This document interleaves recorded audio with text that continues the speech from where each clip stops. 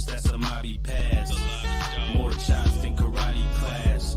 I can hear the blues when the shotty blast. The whole block blowing horns, that's that Jackson jazz. She swinging blue notes, that's a mobby pass. More chops than karate class. I can hear the blues when the shotty blast. The whole block blowing horns, that's that Jackson jazz. I told you guys, man, we coming with it, man. We nonstop. What's going on? This is VI. This is Factorz TV. What's this episode? What 35, man? 35. Shout out to Kurt, man. He's back there cracking dirty jokes. Man, Kurt pulled up on me in the scooter like he was back in the day. You hear what I'm saying? Transporter. Yeah. What's going on, man? What's up with you? Man, nothing much, man. Just been kind of under the weather, so whatever's going around, my daughter I caught it. And, Kids in school. Ran through like 36 rolls of toilet paper. Just been trying to recuperate.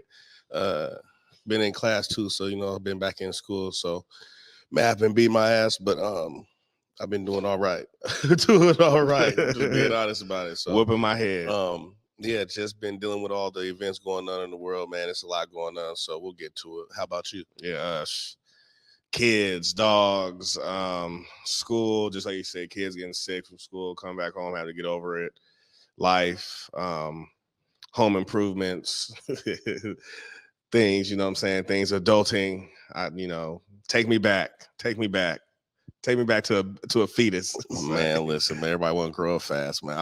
I can't wait till I get on, man. I'm sick of this. I'm sick of it now. I'm sick of it as an adult.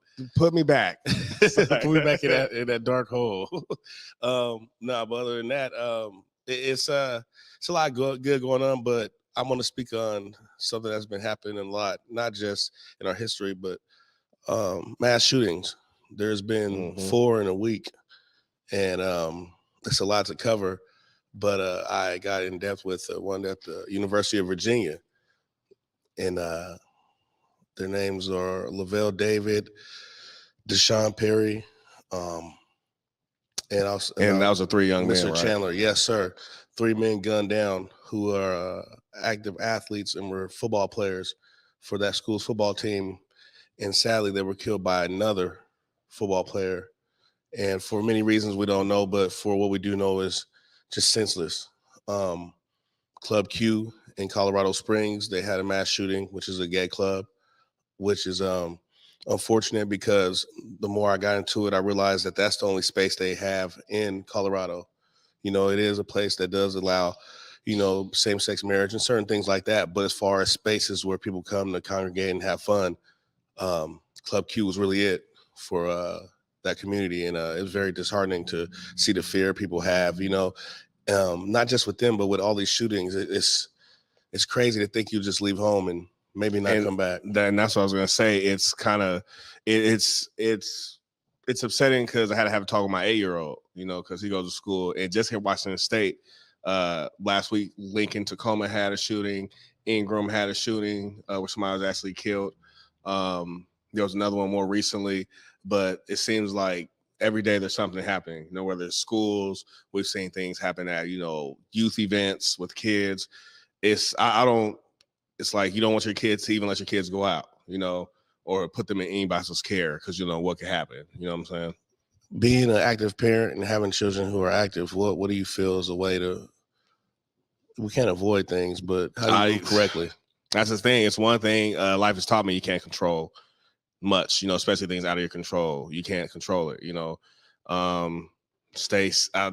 things I do is stay safe wherever my kids are. I am. I keep them close proximity, especially we go to big events. Most time, we stay home. It's just a whole bunch of things. The world's crazy. So everybody has to do what they have to do. But as far as the children go, I feel like we have to take more steps and precautions. When we were younger, we were on bikes across the city. Buses and bikes. Not worry about it. So these days it's a lot different when it comes to, being outside. They have social networks now where everything's more accessible. You have to, watch your kids'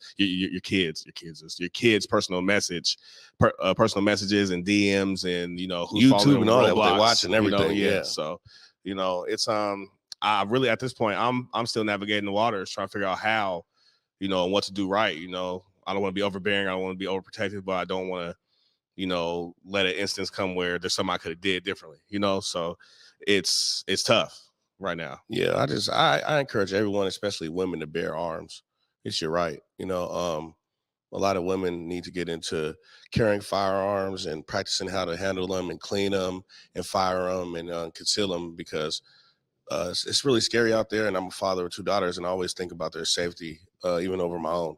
So it's knowing that I won't be there sometimes. You know what I'm saying? I want them to be able to protect themselves. Trying to prepare them. Their mothers, you know what I'm saying? It's like women need to really learn how to protect themselves and be aware of their surroundings, because it's like I said, it's a lot going on. And even with us being men, you might be able to save people, like the supermarket. There was a guy who had a concealed weapon, and he was able to shoot and, take the dude down. Yeah. And sadly, people already died, but he saved lives. That would probably become, and he did what he could. And that's the thing. I encourage everybody to bear arms. I don't like guns, but I'm not going, with a pencil telling somebody, hold on, talk to me, who's ready to shoot, But I do say also, which is another thing you want to talk about, mental health. I feel like, we can say protect ourselves, but there's fools with guns. You know what I'm saying? So I feel like everybody needs to take, and mental health looks different to everybody.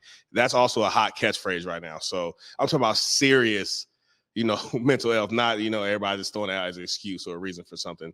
If you have issues or traumas, or, triggers you might not even know. You know what I'm saying? So I leave that up, and I blame a lot of that. And I'll say blame because I truly do on state boards and on city officials, because if they would mandate things that would support mental health issues, support community relations and combative situations, it would be a lot better results.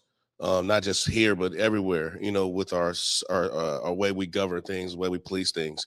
If they just got behind mental health as much as they get behind creating new laws or get behind shutting down these buildings or throwing up new buildings, we would have way more programs that work with mental health and work with people in the streets or kids or children or women, whatever it is. It's just they don't have the programs and the initiatives to support these things. And then when something happens, it's like, oh, you could got help. We just buried Devon Pickett. And he was killed by someone who was claiming insanity. Yeah. And it was said that, his family tried to get him help, and he was, put into institutions and the police let him go. And if that's the truth, then that's a big, L. I just spoke on the system, the city officials, the government, you're not enforcing it. You're not enforcing things enough to be able to say that you made a change or that you impacted this and you altered or maybe saved the situation or saved someone. Because everything we can think about, from these mass shootings to people being killed in certain situations, all we get is that they were mentally or they were emotionally unstable. They were emotionally unstable. So it would really be hard for them to, comprehend things or make the right decisions. So that's why I say the system, at home, it starts with everything. I believe in it. That starts at home. But when you get into the world, you get into society, you have a system in place. There has to be certain levels of where the system relieves or rehabs when it comes to rehabilitation. There's literal evidence of genocides and different things that we go through, being born Black and just being in America. And just like with Canada has like therapy within their free medical, like it should be certain things that the US and cities should do for their own citizens and people, knowing that we go through things and the trauma that we deal with. Well, you ain't lying, man. If you feel like you need to get help or there's no one to talk to, there's hotlines, there's .coms, there's .orgs. We'll put them at the end of the show so you guys can, seek out or talk to a family member, best friend, teacher, whoever you feel comfortable talking to if you do need help. I saw there was something on with the lottery and a new law or something. There's not even a new law. There's a committee that is petitioning for, it's not a law, but they're basically collecting evidence that's saying the lottery is depicted and centered around a certain demographic of people, older people, like redlining. Yeah, basically, where to send the money or where to hit. Older community, they about to die. They always say it's like a white person, a Middle Eastern, something like that. It's not too much variation going on in race, and it's really numbers they're pulling out. It's not like they're just saying, "Oh, you're racist." They're literally getting these numbers back and saying, "Hey, you guys don't realize the pattern of when these people win and where they win." And so the lottery is kind of under fire right now because it's the data that's showing up. And I also saw somewhere they were talking about how they only promote and market in the poor neighborhoods. They take all the money. Take all the money to build a pot, and then throw the money in I've other seen places. that. So That's insane. I've never thought about that. no, yeah, I have because I've always been into the lottery. Playing my luck. It's gonna be some white dude in Ellensburg, the trucking company, some 87 white woman in Carefree, Arizona. Man, listen, just man. won 600 million or something. You know what I'm saying? It's always like it's never 23-year-old Tyrone from Brooklyn. You know what I'm saying? Like you see, dude that just won the Billy. You see him? Oh no, Middle Eastern dude, bald head, like gray beard, glasses on, like for real. So that's what's up. That's great for them, but it goes to show you what they're pushing for. So it's not a law, but there is a group of people who are petitioning and who are gathering information. Oh yeah, we want to win some too. Shoot. So, hopefully it goes right because they could feed a nation with all the money they done screwed and threw around. There's so many people who could have did more than what they do, but whatever. This is episode 35. We're gonna take a quick break.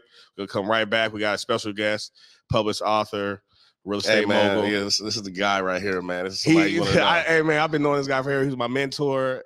He's had contracts overseas. I used to tell him, like, what are you doing over there?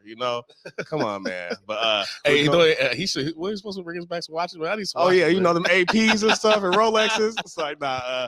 When we come back, we're gonna talk to my guy, Mr. Victor Vinziant. I don't want to say it wrong. Okay, yeah. He's I don't know if he's Haitian, Creole, French. It's like, nah. We'll be back in a minute. Stay tuned. Will you marry me, baby? Yeah. Yeah, let me put this on you. What's up, everybody? It's your girl, Trey Holiday. We're bringing back Black Love When We Met. That's right. We need something to warm all of our hearts and to elevate love once again in our communities. We want y'all to go to whereweconverge.com/Black Love so y'all can nominate your favorite couple for the next rendition of this show with me as the host. Let me sit down and have them on my couch and share how their love can inspire us all. Make sure y'all go and get your nominations in today and be on the lookout for Black Love When We Met coming at you on Converge Media very soon.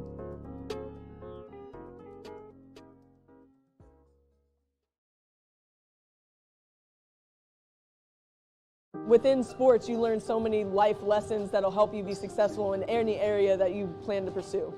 So I remember being a kid in Spokane and going to camps like this with my friends and just having a blast, and that's really when I fell in love with this game. Hopefully, we're doing the same and inspiring some of these kids to keep going on this journey. Especially as a girl growing up, like you see a lot of boys at these camps, but like just seeing like more and more girls start at a younger age, it makes me happy. We had to have funding, right? We cannot do this work without the necessary resources available so that our kids can thrive. Without resources, we can't see kids play and play to their potential. How we can ensure that basketball in our communities is sustainable. Funding is a big part of it. I think working with the right groups, and this was the opportunity I think that kick-started that, and we're really excited about any opportunities to just keep moving it forward. It was just an awesome opportunity to show what this community can do and what basketball energy they can bring. Being able to work with the Seattle Sports Commission, work with the King County Play Equity Coalition, we were able to bring big basketball energy to Tukwila Community Center and hopefully use this as a launching point and able to get more funding for them in the future. The kids get to see me, get to see, all the rest of the guys who did it all in the area of Washington, Seattle area. So being able to give back to them and let them know that, they can chase their dreams too.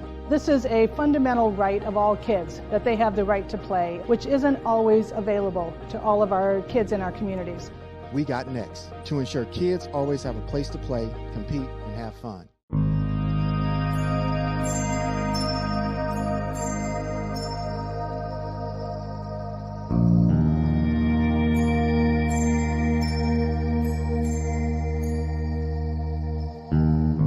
Yo, welcome back. This is episode 35 of Factorz TV. I'm bringing back one of the big dogs of the game, somebody I've talked to for years. He's elevated his game time and time again. A published author, real estate mogul, moving Airbnbs out the yin gang, contracts, in Kuwait. It's like, just different places, different things. I'm bringing on the mysterious man, Mr. Victor Vinziant. How you doing? I'm pretty good, man. I appreciate the intro. Oh, man, it's all good. It's all love with us. You already know, man. I appreciate you. Man. How you doing? What's going on? I'm outstanding, man. Like, I got in town yesterday and, been navigating these wet streets, and then it turned dry, and then, where are you from? Where are you from? Originally, I'm from Birmingham, Alabama. Yep. I left home in like 99, joined the Army. Was active duty for 12 years and 7 months, and then After my time in the Army, I worked overseas as an intelligence contractor for about 3 or 4 years. That's what he says. Yeah. All right. And, dabbled in real estate, to try to create some passive income so I can get off, go from the transition from being employed to self-employed, to truly becoming a boss.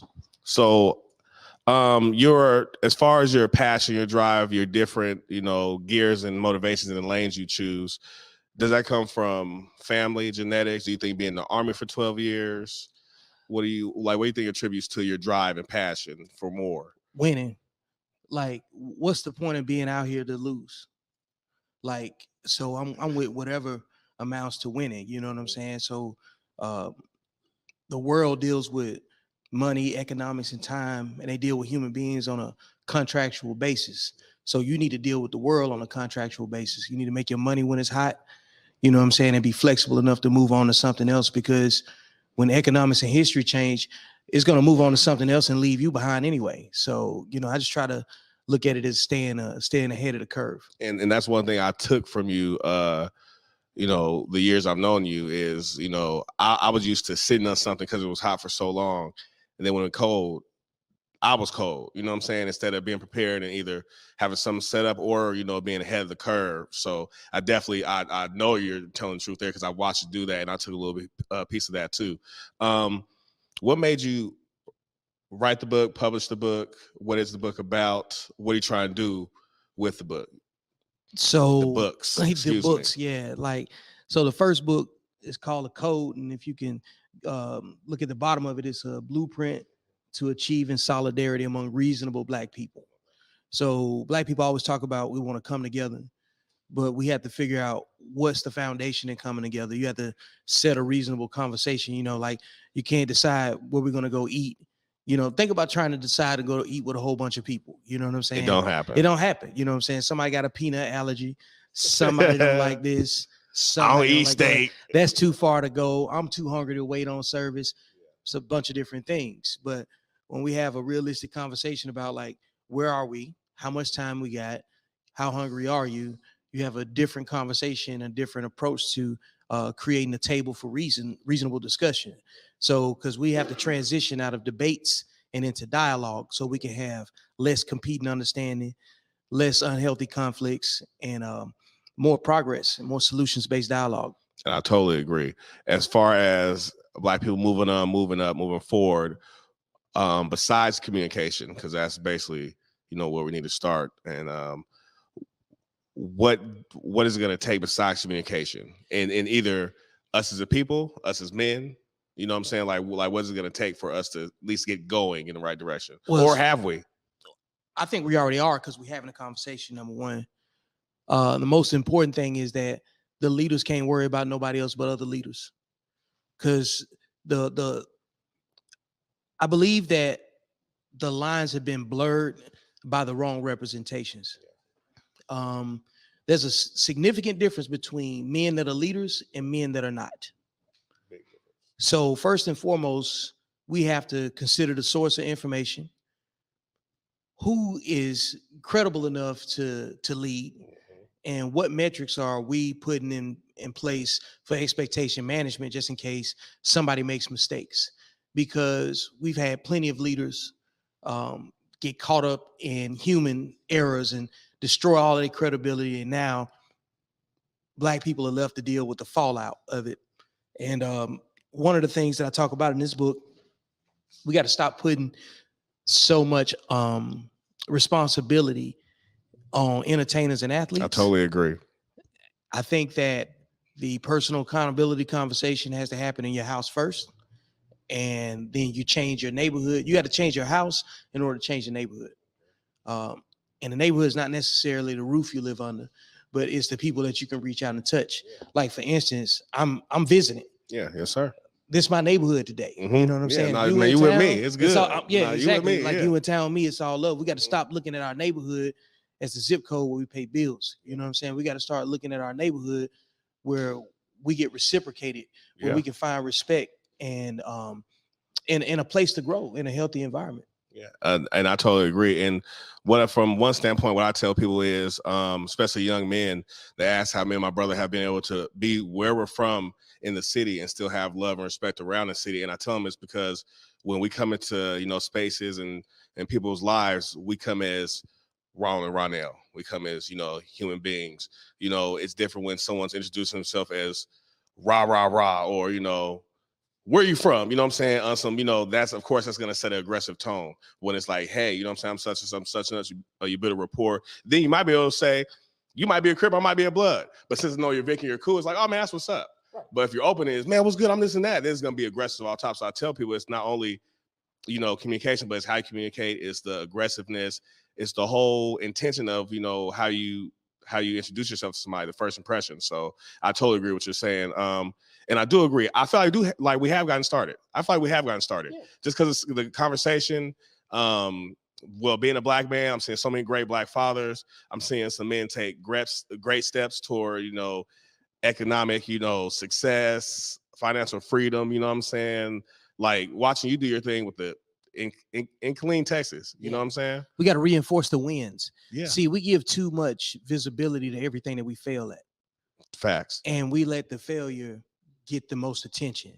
Whereas, like, if you just looked at sheer numbers, there are far more demographics of people that have far more failures, far more of the same turmoil. Like, for instance, white people by sheer numbers have more people on welfare just simply because it's more white people. True. But we vacuum up the party line on that, the negative party line. So like my book was written to capture the narrative, you know what I'm saying, to reinforce the things that we already doing well, because I hate hearing black people don't work together when it's a room full of black people in here right now. Yeah. I hate when people say in Seattle, Washington. Yeah, in Seattle, Washington, right? You know what I'm saying? So I hate hearing how we won't come together when I've written a book that says let's do it. You know what I'm saying? And I published this in 2018, and the origins of the book came from, you remember how much I used to write on social media? Yeah. And my old profile got scrubbed because, you know what I'm saying, whatever Zuckerberg, you know what I'm saying? It's too late. It's too late now here. I just basically went back about 5 or 6 years and scrubbed everything that I wrote, because I'm pretty good at remembering keyword searches. And I put together a rough draft and I wrote a book out of it. And I'm lucky I did that, because my old Facebook profile is no more. Yeah. So, good. but bookmark this. But that's exactly how fast we can be washed out of history. You know what I'm saying? Like everybody's seen the Avengers, Infinity War. Yeah. You remember that scene where Tony Stark had set that trap to kill Thanos on that other planet? Yep. And then Star-Lord messed it up. And then Tony ended up getting stabbed with his own armor, and Thanos leaned his head back and said, I hope they remember your name. Yeah. That's how fast you can be washed out of history. Like there's some people that have dropped albums that we don't even remember. Because we can be inundated in you can be inundated in information and drown in the specifics. Because if somebody gives you one thing to hang on to and learn and become an expert, the whole world will pass you by. So, which goes back to the whole entrepreneurial spirit, having multiple sources of income, a diverse resume, so you can find different ways to get your intellectual property in line with whatever it is that your talents are. Merchandise. That's what I'm wearing today. You know what I'm saying? So like I represent that because we've seen it play out. I don't know what people have taken from the culture of rap music over the last 20 or 30 years, but I took the hustle from it. You know what I'm saying? And that's where we are right now. Yeah. No, I mean, I totally agree. So do you do seminars? Do you do private one-on-ones? Do you do Zoom meetings? Do you offer services? That is actually coming.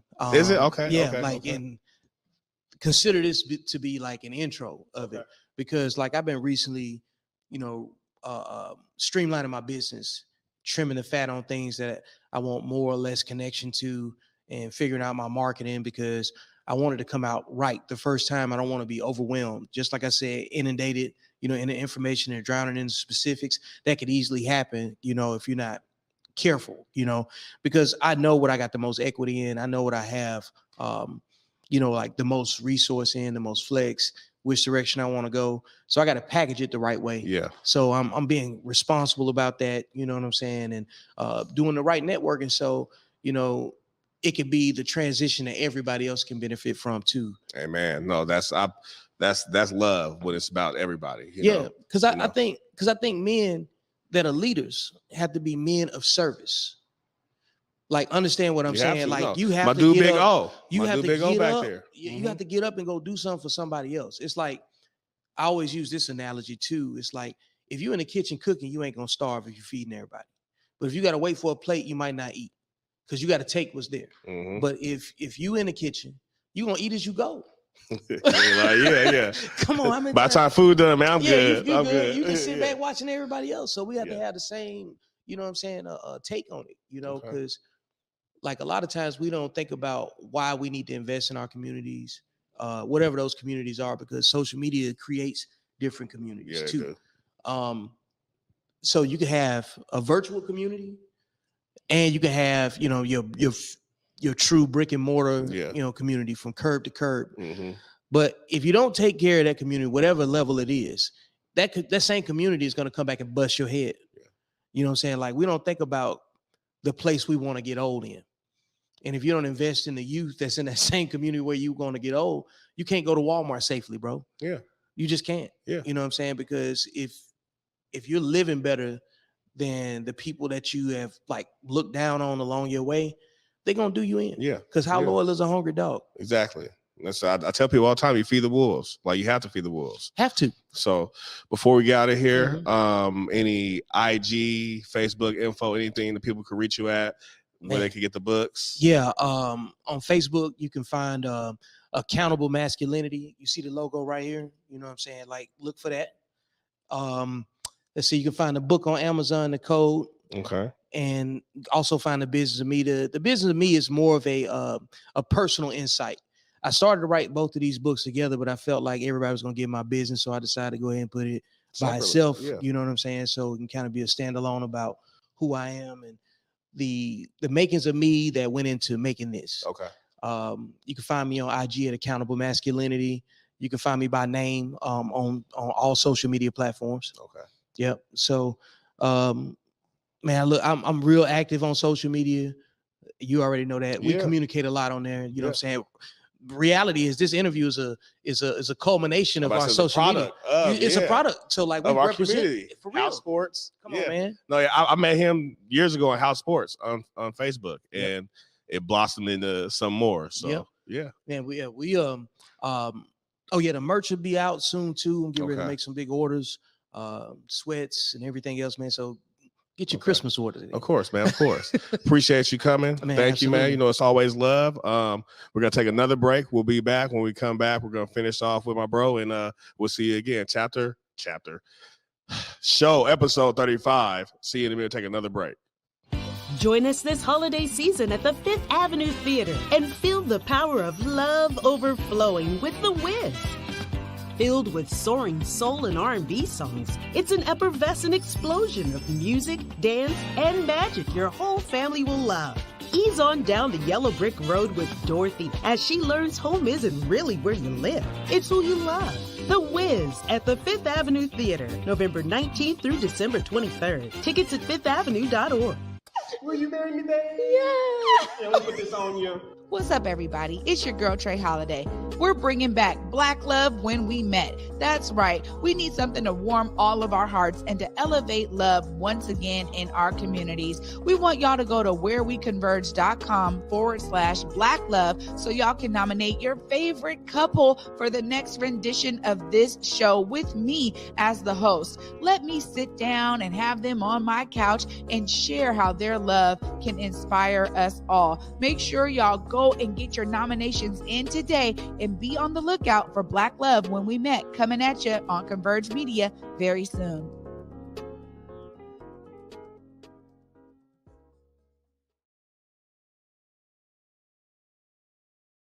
Habari Gani. My name is Noni Irvin, and I am the creator and founder of Kanara Park Kids, as well as the president of our sister nonprofit, Black for Charities, a 501c3 fiscally sponsored by Shunpike. Together, we are hosting the Kwanzaa Awards because it is important that we acknowledge and recognize the contributions and efforts of individuals and organizations who are showing us what the Kwanzaa principles look like throughout the year. The nomination window is open October 1st to November 30th, and yes, you can submit more than one nomination. Eligibility is simple. Individual award recipients must identify as Black, African American, or Pan-African. And organization award recipients must be 100% Black owned if for-profit or 100% Black led if nonprofit. Welcome back, man. It's really Burgundy. ¿Cómo está? Hey, man, you know what season it is, man. Feliz Navidad. No, what? What are you talking Oh about? my God, it's matching pajamas and ugly sweater season. Oh man, nobody wants to see nobody in a 2-bedroom apartment with 30 people matching pajamas. You are a racist. Grinch. Nah. No, it ain't a good time to enjoy. You never wanted to, have dress up and enjoy good times. You never wanted to? No. Oh, It's like, nah, bro, no. If it's your thing, it's your thing, but it's just not for me. The Grinch over here, he can stay in the shade, but find myself in some nice matching pajamas, maybe an ugly sweater. I think here at Converge, we're going to set up an ugly sweater party. Satin draws You're with the not balls invited. out. No, you're going to have the pajamas with the butt flap. The butt flap. Excuse me, sir. Can you come with us? No. You're going streaking. Yeah, I can't wait to see these pictures, man. You don't find out people are in relationships till it's Christmas time. Yeah, she's a sweetie, huh? She's a good girl. She's been such a great girl. Oh, he's a great guy. He's a great dude. All right, are we gonna do a ugly sweater joint? I think that was in the messages. Yeah. Okay. So I think we put it together, man. We're gonna have us a good time, man. Enjoy yourself. Don't listen to Ronell. He's the Grinch. Enjoy life. I mean, I am gonna have dress fun. up. And make sure you enjoy loved ones, man. Get your matching. Do it before you die, man. Match your sweaters, man. Match your ugly sweaters. Deontay's gonna come in some out of not even with the theme, and he's gonna make a scene. And I don't give a. No, he's gonna have a velvet suit on. A velvet suit on. Crushed velvet. I can't stand this food. But that's all I just wanted to say. The season's coming up. A lot of reasons to celebrate. A lot of reasons not to. But I think that we have to make it our own, and that's what I'm learning as I get older. Creating my own traditions, my own family and stuff is making stuff my own. And I think we all got to take that into our own consideration and having our own families and doing things and do what makes you happy and enjoy it. So this holiday season, man, go ahead and dress up, man. And like that's why I've been telling drink people. eggnog too. I like eggnog. Drink. If you drink eggnog, no, man. All right. Don't anyway, say that. Hey, eggnog, but see, cognac. That's the same thing I say. With everything, it's up to us now. We be like, man, who's throwing the barbecue? Negro, it's supposed to be us. Like we're the adults now. Like. Ain't nothing going on because we're not doing it. Like we have to do it. Our elders did it. Aunts, uncles, grandma, grandpa. Older cousins. They had the kickbacks. They had the family gatherings, and now it's up to us. And we need to get that clear. I'm so sick of everybody talking about nothing to do. What the family just ain't what it used to be. Grandma's gone. Great grandma's gone. Your grandma is 50, 60. She's at the She club. thinks she's 40. Yeah, I said she Okay? thinks she's 40. She coming back to the green still on. Like, what are you doing? But nah, I feel like it's all up. It's definitely up to us. So I'm with the parties and themes. I don't know. It's just maybe it's just the pajamas because I've gone to pajamas parties, but I don't plan on. Maybe because I'm a twin. In my whole life, not my whole life, but when I was a kid, I matched with somebody. Maybe that's why. Because it's like, no, I'm not matching with you. Well, let that be the reason, Grinch. But you should definitely enjoy yourself, enjoy your loved ones. Go get my nephew some matching PJs. You guys have fun, man. Man, those guys might not get nothing, boy. You know what I'm saying? It's hard time. I said it's hard out here. Is somebody adopting people this Christmas? What? Help me. Help me. Oh, yeah. Man, on to the next subject, man. What's going on with this Chris Brown thing, man, Chris Breezy, man, he got it was the 40th anniversary of Thriller. And the AMAs was going to put together a celebration. It was going to be him, Sierra, and a couple other people. And they canceled it. They pulled him off, basically because it's past and people say he shouldn't be on there. And I feel like that's effed up. No, it's definitely messed up. But you have a past and it follows you this far when you've done so many great things since then. Charlie Sheen gave people AIDS, did hella stuff. And, bro, he was barely in the news. Man. You know what I'm saying? Like, he had lawsuits against him for it. And this guy, what he did was years ago, and I don't condone what he did, but it's like, how long do black people have to do the most? Mike Vick had to get out of jail and pay back like $100 million and did it. You know what I'm saying? Like crazy. He gotta go through classes. He got to donate to the humane societies, and it's like, how damn, like every time a black man does something, Kyrie, they want him to grovel. They want him to say, apologize, donate to our charity. They gave him a list. You know what I'm saying? Like it's insane. I'm just I just feel like we gotta stop doing their stuff. We have to stop doing the AMAs. We have to, like whatever it is. BET ain't owned by nobody black. We have to stop doing their things. And I'm surprised that Sierra has supported them. I seen Sierra's post. She was like, we was rehearsing. You're like the greatest dancer ever. Don't let this get you down. Like, I mean, Kelly Rowland was holding him down. When the women have your back, it's for a reason. Yeah. Like, even they see, like, it's been a while. It's time to let him be who he is. You know what I'm saying? He's paid the price over and over. Chris Brown's supposed to be mega. Like, he's already mega big, but he's supposed to be on a different level. But that incident changed his, trajectory. So now it's like he's still climbing back up, and now you guys still making him pay for it. Like, just like Kevin Hart with the old tweet that came up. Black people, every time something happens, we're held to the fire. It's magnified. You know what I'm saying? So that's why I was speaking on that, because just sick of it. He's paid his price. What else you want him to do? You know what I'm saying? He has to work. He has to pay the bills. He's still a great artist. He's still releasing hits. And there's plenty of people. I mean, was it Alec Baldwin who accidentally killed somebody? Who wasn't killed somebody in the set last year? He's back directing movies. Like, matter of fact, on the anniversary of the woman getting killed, he posted a picture of the woman and said, "Last year this time." Like, still on set. Like, bro, like I would have been down there beefing with somebody. Like, bro, come on now, that's hella disrespectful. But things get overlooked. You know what I'm saying? So that's where I'm at with that. Like, they got to stop. They're not going to, but we are penalized times 10. You know what I'm saying? When it comes to issues, as opposed to those who might not look like us, And then those that don't look like us, your favorite family on TV, man, they was out there getting it in, man, and getting that money, not paying taxes, man. Them Chrisleys, I thought Todd was really getting that cake. They was frauding. You're doing fraud when you get 12 years and your wife gets 7 years. Like, you're frauding. You know what I'm saying? Like, together, they was like, okay, you're going to split the time between you guys because you guys both did it. It makes no sense. At least let the husband go by himself. You both were frauding. And for years, they were living like, I watched this show for years. They were living like crazy, like balling, money out the yin yang, So it was just nuts to me, because when it first happened, the accusations went away. So I'm like, yeah, this team's trying to take down, because Todd's hella funny. I mess with him, man. It turns out them guys was really BS, man. Like, fraud. Whip, whip. They was getting it in, dog. RMP. They had that work. Off. Long live my nigga Takeoff. They was getting it in, man. Man, they had that work. They was getting it in and out, for real. So 12 years for the dad and 7 years for the mom, right? Yeah, fraud. Okay. And the grandma didn't get no time? That'd be messed. I mean, Todd's old. That'd be if they gave the grandma time away, they dead wrong. Man, shit, but I don't think they did. Come on. But Bill Cosby. That nigga was barely walking. And that's and they what sat his ass they down. Give time regardless, bro. Even the lady with Emmett Till, they should have threw her in there and let her just die in there. I mean, no, it's off the hook how she's still out here. So she's still out here. It's definitely true, man. They treat us differently, but the Chrisleys, man, I don't wish that on them, man. America's a corporation. We all trying to get by, man. Free the Chrisleys, man. Free them. Fraud. There's people out for way worse. I'm from Seattle, man. Fraud's how you get by. If you're from Seattle, you done fraud one time in your life. I don't give a damn who you are. On accident. Pastor, if I don't care who you are, you done West Side walked it out. Listen, pastors the main one. West Side walked it out. If you're from Seattle, sorry, pastors. Run in, man. Well, I said pastors the main one. I was like, sorry. Yeah, man. We almost ended the episode. Well, honestly, they are, because the church don't get taxed. So you guys have made billions and they did nothing for nobody. All of yous. This is episode 35. Your child got a new car, college for free, and you want me to put in that dish? Huh. EAD. You know what that means?